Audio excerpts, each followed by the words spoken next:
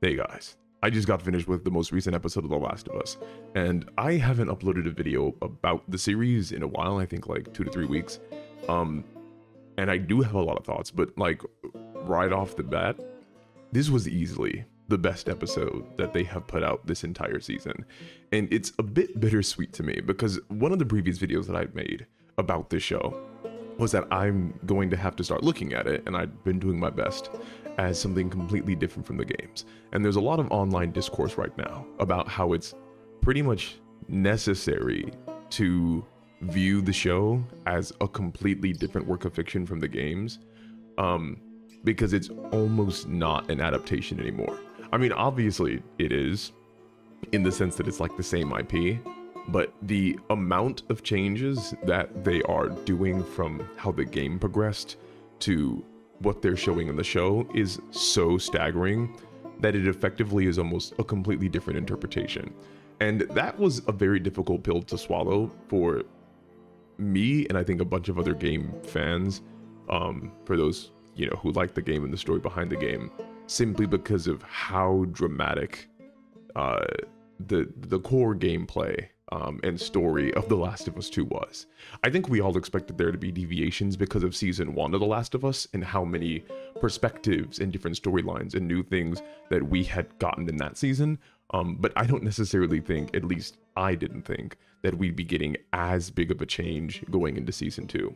And the only reason I really even comment on that is because I think this episode, of all the episodes from season 2, does the best job of deviating. I have worked with a lot of scripts, a lot of novels, all different types of stories, mangas, comics. I've worked with musicals, and I've edited many different variations of how to tell narratives. But every narrative ultimately comes down to being able to pace it out and tell it at a certain speed. Some narratives need to be fast, some narratives need to be slow. And a lot of what pacing really is about is understanding how long you can spend in a certain moment, how much time and attention to give to certain things. And I think that has been the biggest stumbling block for this season overall, but also how it kind of created its biggest success in this most recent episode. Because I'll go out on a limb here, and I will say that what they did in the show here is, to me, absolutely 100% better than what we got in the game, considering both Ellie and Joel's relationship and what was shown. Sure, is it a bit less nuanced because of how much information we were shown? I think so. But I think the choices that they made and the exploration of Ellie and Joel going year by year was really, really fantastic. And so to get back to what I was kind of talking about, because again, I don't want this to be like a super huge long video. The problem, I think, with the season, a lot of what has happened is that, I mean, first of all, the fact that there's only 7 episodes is insane. Like, The Last of Us is like a 20-hour game, 24-hour game. And just Ellie's perspective, obviously, I think is like 10 hours by itself. So the fact that we're barely getting like 7 hours is kind of crazy. But even if it wasn't 7 hours, we spend 3 episodes in Jackson. So almost half of the season in Jackson. And some of those episodes in Jackson focus on exploring parts of life in Jackson and Ellie and Joel's, I think, experience that doesn't necessarily pertain to the core narrative in conflict, which obviously becomes Joel's death and taking revenge against Abby and the rest of the WLF. And the reason these things don't work in large cases is because we just ultimately recognize that they don't actually contribute to anything that we would really care about. Like, sure, Gale ultimately has a bit of payoff in this most recent episode, but I think we could have had Gale be in the episode without needing to have her take up, like 20 minutes of screen time in previous episodes.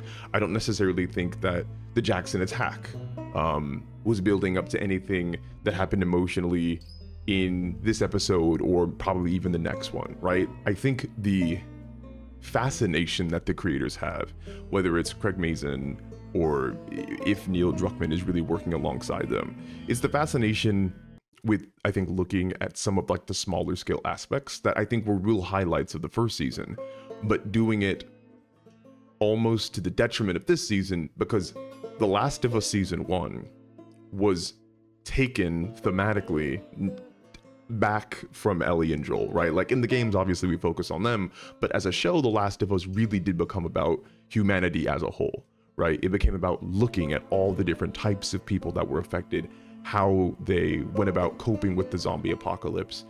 We had flashbacks. We had whole sections of episodes dedicated to people aside from Ellie and Joel, and it was this widespread type of like human condition, like deep dive and microscopic lens of what it meant to live in that type of society.